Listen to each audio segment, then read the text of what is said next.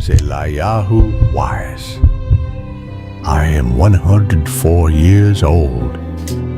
I was born in a small village in Poland, a place that no longer exists.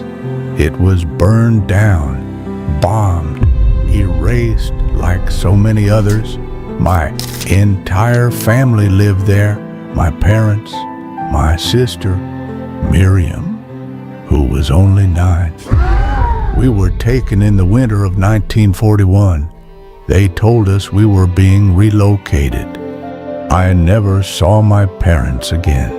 When I arrived at Auschwitz, they asked if anyone could play an instrument. I raised my hand, said I could play the violin. That moment saved my life. But I was forced to play music while people were sent to their deaths. I remember standing near the tracks, bow in hand, playing classical pieces, while men, women, and children, some still holding hands, were marched toward smoke. I have never truly forgiven myself for surviving. I lived while others did not. That's the truth I carry every day. Music saved me, yes, but it also haunted me.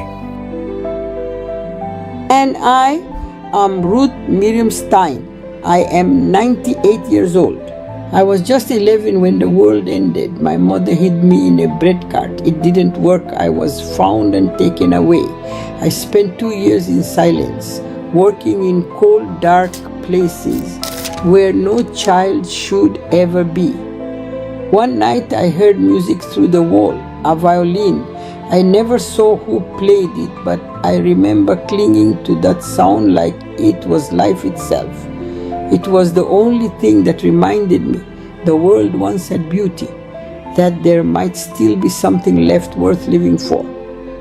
Decades later, in Berlin, I met Eliyahu. I saw his hands. I recognized the way he held his violin. I knew it was him. We began to play together, not for performance, but for remembrance. Good luck.